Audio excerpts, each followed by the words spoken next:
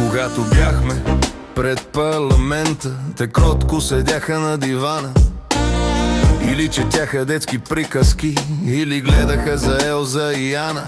Когато бяхме отново излъгани, от пламен угаснаха последните въглени. Те седяха и гледаха за Пепа прасето, а ние спряхме преди да сме тръгнали.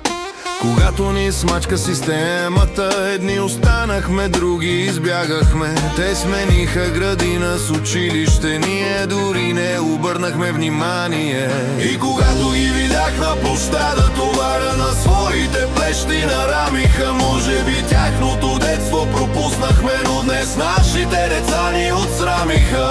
И когато ги видях на площада, товара на своите плещи нарамиха. Може би тяхното детство пропуснахме, но днес нашите деца ни отсрамиха. Те не помнят 10 ноември, нито сенчестата приватизация. Не помнят нито Виденов, нито Костов, нито опашките за вестник Демокрация.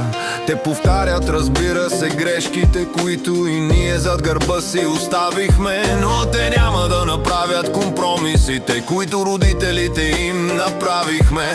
И когато се ударят системата, дано бъдат упорити до края. Тях не можеш да ги смачкаш с цензура, стига само някой да им повярва. И когато ги видях на площада, товарът на своите плещи нарамиха. Може би тяхното детство пропуснахме, но днес нашите деца ни отсрамиха. И когато ги видях на площада, товарът на своите плещи нарамиха. Може би тяхното детство пропуснахме, но днес нашите